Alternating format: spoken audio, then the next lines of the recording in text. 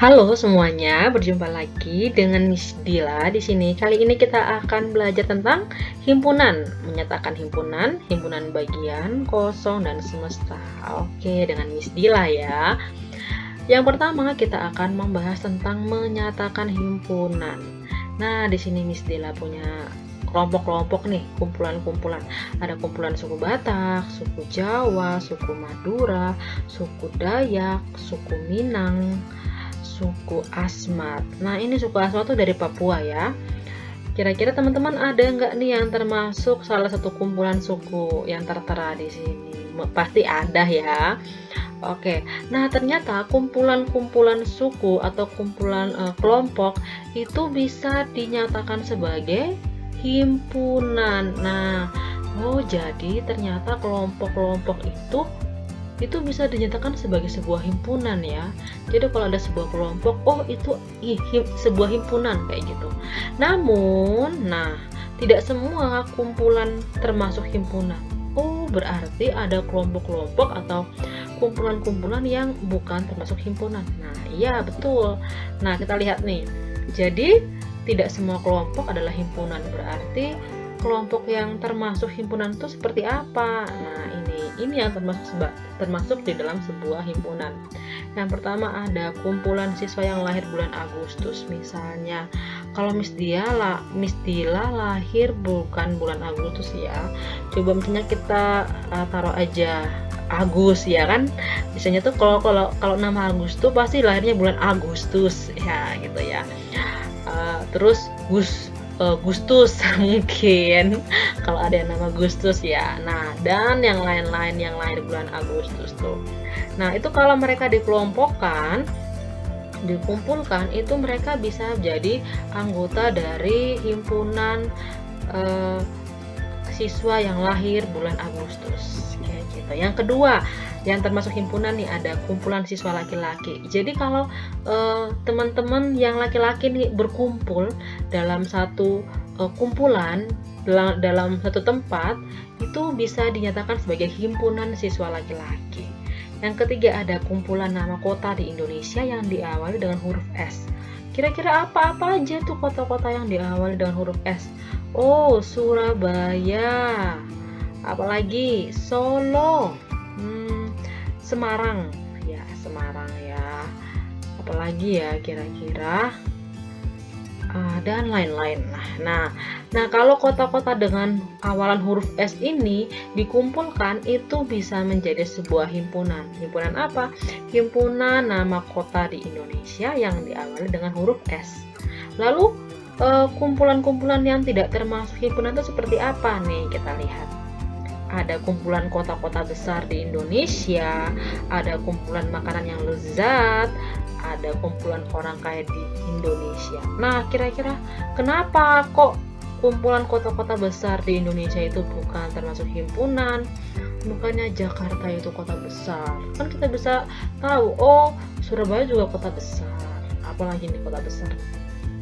Nah, kayak gitu-gitu kan. Lalu kumpulan makanan yang lezat. Pizza itu kan lezat ya. Hamburger, pasta. Terus, tapi kayak nasi goreng juga lezat deh.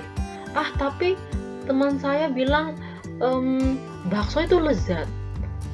Terus apalagi? Soto itu lezat. Rendang. Nah, berarti tidak sama antara orang-orang kan. Orang-orang tuh punya definisi makanan yang lezat itu masing-masing, tidak semua sama. Next, kumpulan orang kaya di Indonesia. Nah, ini kaya itu kan relatif ya. Kita nggak bisa mengukur sesuatu kaya itu dari apa kayak gitu. Jadi mengapa? Coba pikirkan, mengapa kumpulan kota yang diawali dengan huruf S termasuk himpunan, sedangkan kumpulan kota besar bukan termasuk himpunan? Apa sih perbedaan kumpulan yang merupakan himpunan dan kumpulan yang bukan himpunan? Nah, kalau kita lihat ya, himpunan itu adalah kumpulan objek yang memiliki sifat yang dapat didefinisikan dengan jelas. Ya, jelas.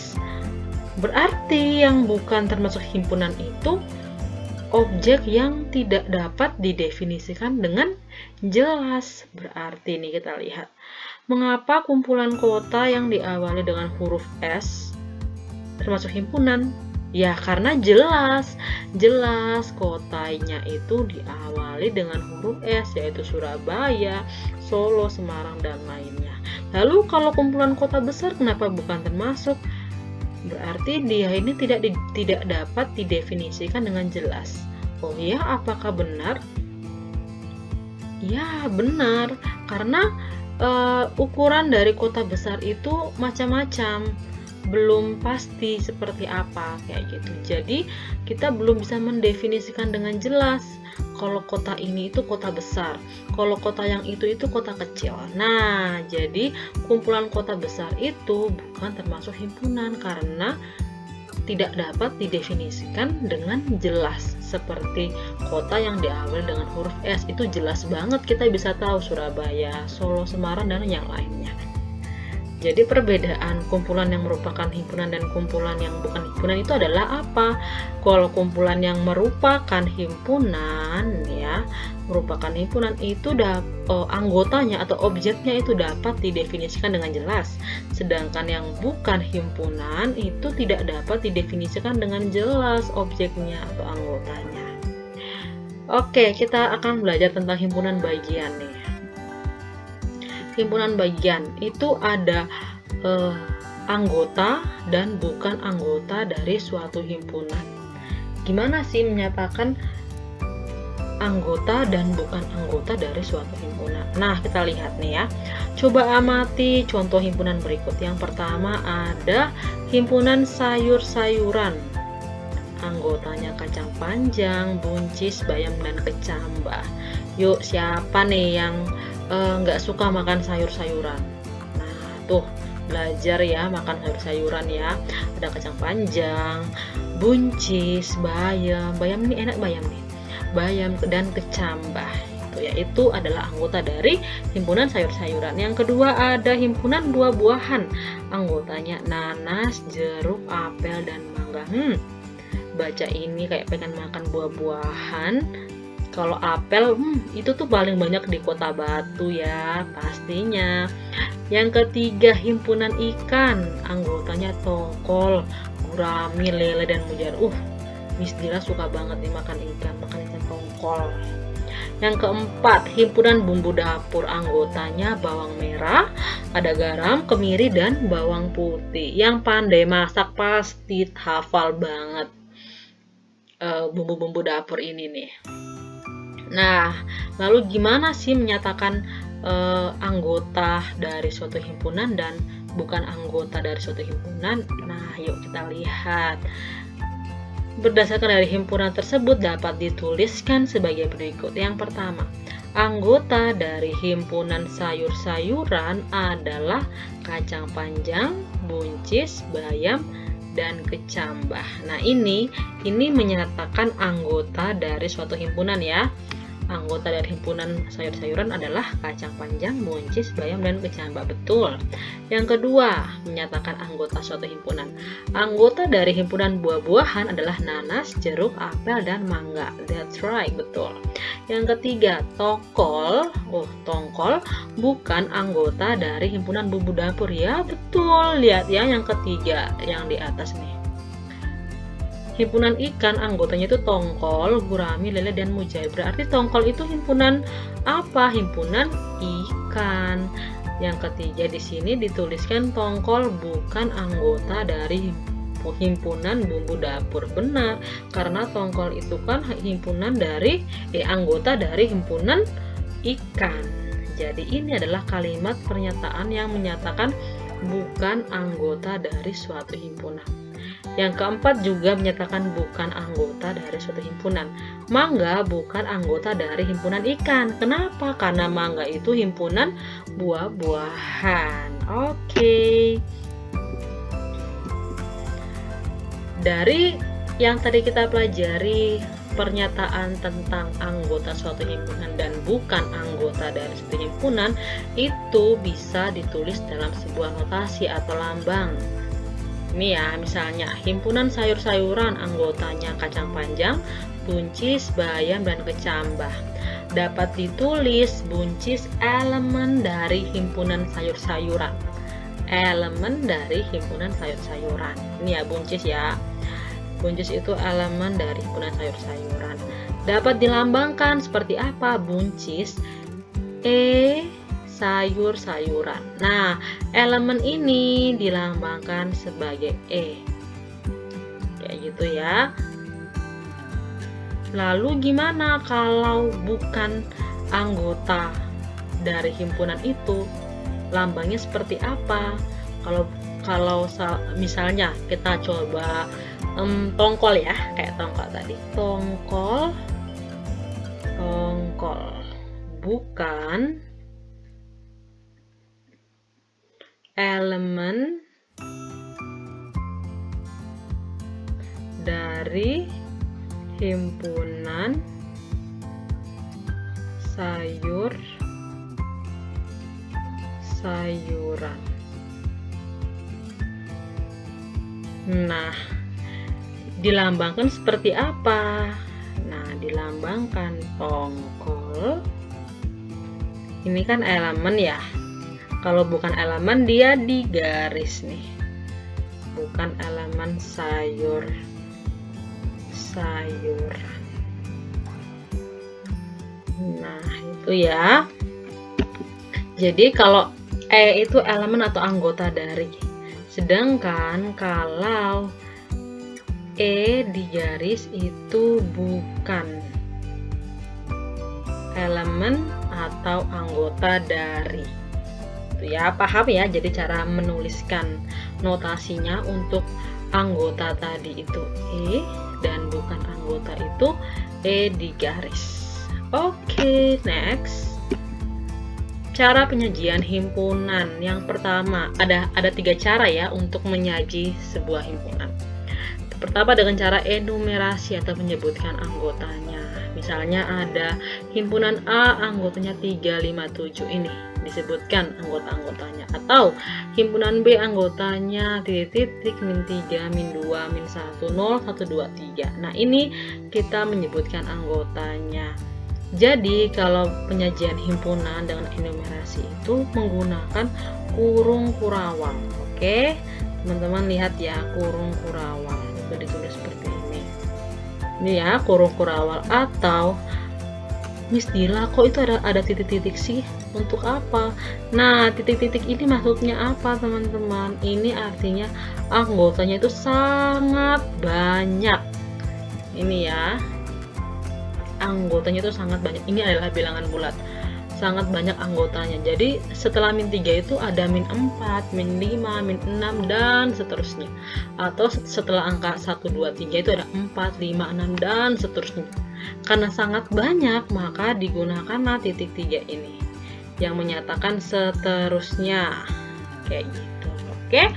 Itu untuk menyebutkan anggotanya. Yang kedua, menuliskan sifat yang dimiliki anggotanya. Oke, sifatnya apa aja nih contohnya? C adalah himpunan semua huruf vokal dalam abjad Latin. Berarti sifat yang dimiliki anggotanya itu apa? Huruf vokal dalam abjad Latin. Lalu yang kedua contohnya, D adalah himpunan bilangan bulat. Sifat yang dimiliki anggotanya itu apa? Bilangan bulat. Jadi yang termasuk bilangan bulat itu adalah himpunan D. Gitu ya. Yang ketiga, dengan cara notasi pembentuk himpunan. Bentuk umum dari notasi pembentuk himpunan adalah kurung kurawal X, ini ya, garis P dalam kurung X. X itu adalah anggota dari himpunan. Nah, ini kalau kita lihat yang bagian nomor 1 ada himpunan A, anggotanya apa aja? 3, 5, dan 7. Nah, 3, 5, 7 itu adalah X-nya. Karena X adalah anggota dari himpunan. Jadi, 3, 5, 7 adalah anggota dari himpunan A. Jadi, X-nya itu kalau di himpunan A itu adalah 3, 5, dan 7. Lalu PX itu apa? PX itu adalah syarat yang harus dipenuhi. Kayak nomor 2 nih, sifat atau syarat. Misalnya kalau himpunan C, huruf vokal dalam abjad Latin, atau himpunan D, bilangan bulat. Nah, itu adalah syarat yang harus dipenuhi untuk anggota dari himpunan itu. Jadi kalau tidak memenuhi syarat ya dia bukan anggota dari himpunan itu, kayak gitu. Dan X itu, nilai X ini ya, itu dapat diganti dengan variabel lain, contohnya Y, Z. Jadi tidak selamanya X. Jadi X ini bisa diganti dengan Y atau diganti dengan Z. Oke, nah nih teman-teman perlu tahu nih, notasi bilangan. Ada bilangan asli itu ditulis dengan huruf A. Di mana? Nah, pakai kurung kurawal ya teman-teman ya, untuk menyebutkan anggotanya. Bilangan asli itu mulai dari angka 1 dan seterusnya. Ini ada titik 3 nih. Artinya bilangan asli itu anggotanya sangat banyak, sehingga dipakailah titik 3. Lalu ada bilangan caca, C. Dimulai dari angka 0, kemudian dilanjutkan dengan bilangan asli. Yang ketiga ada bilangan bulat. Notasinya itu B, dimana anggotanya ini min 1 ya teman-teman, maaf ya. Ini min 1, Miss Dila salah ketik, ini min 1, jadi titik min 101. Jadi itu banyak banget nih anggotanya, jadi dipakai titik 3. Setelah min 1 itu ada min 2, min 3 dan seterusnya. Setelah angka 1 ada 2, 3, 4, 5, 6 dan seterusnya. Yang terakhir ada bilangan real, itu notasinya R, dimana bilangan real itu adalah bentuk akar, bentuk pecahan dan bentuk desimal. Oke, itu cara penyajian himpunan. Lalu yang tadi bentuk notasi pembentukan himpunan, kita akan coba, Miss Dila akan jelaskan gimana sih kalau sebuah himpunan, misalnya kayak himpunan bilangan bulat nih, kalau kita mau tuliskan ke dalam bentuk notasi bentuk himpunan itu kayak gimana. Yuk kita lihat ya. Notasi pembentuk himpunan, misalnya ada himpunan A dengan anggotanya kurung kurawal nih, ingat ya, ada 1, 2, 3, 4, dan 5. Kira-kira kalau dibentukkan ke dalam notasi pembentuk himpunan, tadi bentuk umumnya seperti apa? Bentuk umumnya itu kurung kurawal ya, X garis PX, terus ditutup. Nah, kalau ada himpunan A dengan anggotanya 1, 2, 3, 4, 5, itu notasi pembentuk himpunannya seperti apa? Seperti ini. Himpunan A sama dengan X garis X lebih kecil dari 6. Benar ya, karena 1, 2, 3, 4, 5 itu lebih kecil dari 6. Dan X elemen bilangan asli. Ya, bilangan asli ya. Bilangan asli itu apa aja? Mulai dari angka 1, 2, 3, ini ya, bilangan asli 1, 3, 4 dan seterusnya. Banyak ya angkanya. Nah, tapi di sini dia bilang lebih kecil dari 6. Berarti 1, 2, 3, 4 sampai 5. Lalu ini Miss Dila cara bacanya gimana ini? Apa X garis X lebih kecil dari 6 dan X elemen bilangan asli kayak gitu kah? Nah, yuk kita belajar cara membacanya. Ini dibaca A adalah himpunan yang anggotanya semua X, sedemikian sehingga X kurang dari 6 serta X adalah bilangan asli. Ini ya cara bacanya. A adalah himpunan yang anggotanya semua X, sedemikian sehingga X kurang dari 6 dan X adalah bilangan asli. Oke, seperti itu untuk notasi pembentuk himpunan. Selanjutnya kita membahas tentang himpunan kosong. Oh, jadi himpunan itu ada yang kosong ya. Kosong itu berarti apa? Kosong berarti nggak ada dong isinya. Oke, yuk kita lihat. Himpunan kosong. Apa itu? Himpunan yang tidak memiliki anggota. Oh iya, betul. Kalau kosong itu kan tidak ada isinya, berarti himpunan kosong itu tidak ada anggotanya dong. Nah, dapat ditulis seperti apa? Oh, tidak ada anggotanya, berarti kurung kurawal aja, nggak ada isinya di dalam. Yuk kita lihat. Menentukan himpunan bilangan caca yang kurang dari 0. Bilangan caca itu apa aja sih? C. Anggota bilangan caca itu mulai dari 0, lalu bilangan asli 3 dan seterusnya karena banyak ya anggotanya. Lalu di sini dia bilang bilangan caca yang kurang dari 0. Lah di sini bilangan cacanya mulai dari 0. Berarti kalau kurang dari 0 ya nggak ada. Kayak gitu ya, nggak ada dong. Berarti nomor 1 ini adalah himpunan kosong karena dia nggak ada anggotanya. Itu selain ditulis seperti ini juga ditulis seperti 0 lalu digaris. Itu dinamakan sebagai himpunan kosong. Itu ya, himpunan kosong. Lalu yang kedua, yuk kita lihat.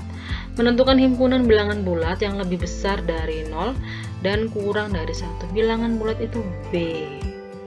B kurung kurawal. Bilangan bulat itu berapa aja? Titik-titik, misalnya negatif 1, 0, 1, dan titik-titik. Oke, dibilang di sini lebih besar dari 0 dan kurang dari 1. Ini 0, ini 1. Berarti dia di tengah-tengah 0 dan 1, artinya dia desimal dong ya, atau pecahan. Nah, sedangkan bilangan bulat itu tidak termasuk pecahan ataupun desimal karena itu adalah bilangan real. Berarti apakah ada bilangan bulat yang lebih besar dari 0 dan kurang dari 1? No, tidak ada.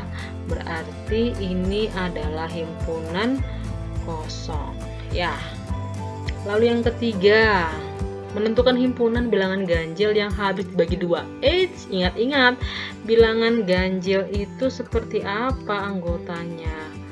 Bilangan ganjil anggotanya 1, 3, 5, 7, dan seterusnya.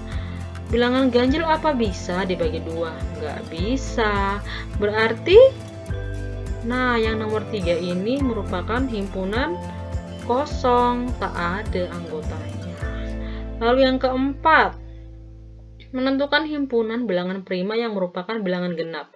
Bilangan prima, yuk berapa aja bilangan prima itu?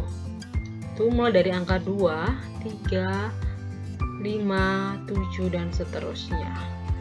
Bilangan genap berarti itu cuma 2 aja anggotanya. Nah, ini dinamakan himpunan di mana tepat 1 anggota. Kenapa dikatakan tepat 1 anggota? Tepat 1 anggota. Kenapa? Karena cuma angka 2 aja dalam bilangan prima yang merupakan bilangan genap. Setelah angka 2, semua itu adalah angka ganjil, tidak ada angka genap. Jadi di sini dikatakan tepat 1 anggota. Oke, udah paham ya tentang himpunan kosong, yaitu himpunan yang tidak memiliki anggota. Ini 2 simbolnya. Selanjutnya kita akan bahas tentang himpunan semesta. Apa sih himpunan semesta itu? Himpunan yang mengandung semua anggota. Tadi himpunan kosong itu tidak ada anggotanya, tapi kalau ini himpunan semesta mengandung semua anggota dengan notasinya S besar nih. S ya, semesta. Kayak semesta alam itu. Semesta alam itu ada apa aja di dalamnya? Ada planet, ada manusia, kayak gitu. Nah, di sini kita lihat ada himpunan S, himpunan semesta. Itu anggotanya himpunan nama semua. Ini ya, semua ya. Semua siswa di dalam kelas. Lalu himpunan A itu nama siswa yang namanya dimulai dari huruf Y. Huruf Y. Kalau himpunan B itu nama siswa yang namanya dimulai dari huruf S. Sedangkan kalau himpunan C itu nama siswa yang dimulai dari huruf A. Nah, huruf Y, huruf S, huruf A itu diambil dari satu kelas dong, dan kelas itu termasuk dalam himpunan S, himpunan semesta. Yuk kita perhatikan baik-baik di sini ya. Himpunan semesta ini ada diagram Venn namanya. Kotak ini diagram Venn. Himpunan semesta itu kan semua siswa ya. Semua siswa di dalam kelas. Jadi di dalam kotak ini itu adalah semua siswa di dalam kelas. Lalu di dalam himpunan semesta ini ada himpunan-himpunan, ada himpunan A, ada himpunan B, ada himpunan C. Di mana himpunan A itu nama siswa dengan huruf awalnya Y. Kalau himpunan B nama siswa dengan huruf awalnya S. Kalau C, himpunan C itu nama siswa dengan huruf awalnya A. Nah, kita lihat berdasarkan keterangan di atas dapat diperoleh informasi sebagai berikut. Yang pertama, himpunan A, ini ya himpunan A ya, berada di dalam himpunan S. Himpunan B berada di dalam himpunan S. Betul. Himpunan C juga berada di dalam himpunan S. Lalu yang kedua, himpunan S memuat himpunan A, B, dan C. Ya, betul ya. Karena A, B, dan C kan di dalam himpunan S. Berarti himpunan S itu memuat himpunan A, B, dan C. Artinya, himpunan S memuat semua unsur dari himpunan A, B, dan C ini. Berarti himpunan S ini memuat semua unsur ini dia unsur-unsurnya. Jadi himpunan S itu atau himpunan semesta itu memuat semua unsur-unsur ini, anggota dari himpunan A, B, dan C. Yang ketiga, seluruh siswa di kelas merupakan himpunan semesta dari himpunan nama siswa yang namanya dimulai dari huruf Y, huruf S, dan huruf A. Itu ya, jadi seluruh siswa di kelas merupakan himpunan semesta dari himpunan nama siswa yang namanya dimulai dari huruf Y, huruf S, huruf A. Oke, seperti itu ya himpunan semesta. Dia itu termasuk semuanya di dalam sini. Jadi himpunan A, B, dan C itu di dalam himpunan semesta. Dan jadinya anggota dari himpunan A, B, dan C itu adalah anggota juga dari himpunan semesta ini. Kayak gitu. Oke, next. Ada soal nih. Tentukan himpunan semesta yang mungkin dari A. Dari himpunan A dengan anggotanya 1, 3, 5, 7. Nah, kalau ada himpunan A dengan anggotanya 1, 3, 5, 7, kira-kira nih himpunan semesta yang mungkin itu seperti apa sih? Yuk kita lihat. Himpunan semesta yang mungkin dari A adalah yang pertama itu ada himpunan S, himpunan semesta 1, 3, 5, 7. Itu ya. Jadi kalau ada himpunan semesta 1, 3, 5, 7 sangat memungkinkan bahwa himpunan A ini itu terdapat di dalam himpunan semesta yaitu 1, 3, 5, 7 karena anggota dari himpunan semesta itu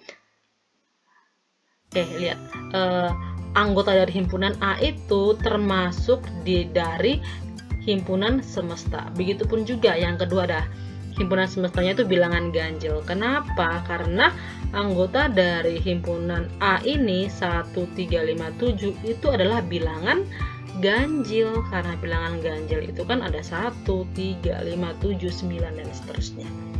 Lalu yang ketiga ada himpunan semestanya 1 sampai 7. Nah, bisa memungkinkan karena himpunan A ini kan anggotanya 1, 3, 5, 7.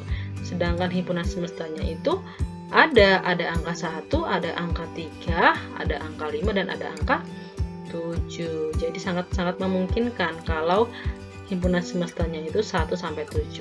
Lalu ada himpunan semestanya bilangan caca. Seperti apa sih bilangan caca? Itu kan mulai dari 0, 1, 2, 3, 4, 5, 6, 7, dan seterusnya. Dan ini sangat memungkinkan karena himpunan A itu anggotanya 1, 3, 5, 7 dan itu termasuk di dalam himpunan bilangan caca. Lalu kalau himpunan semestanya 10 bilangan asli pertama itu seperti apa sih? 10 bilangan asli pertama, bilangan asli itu kan mulai dari angka 1 tuh. 1, 2, 3 sampai 10 ya.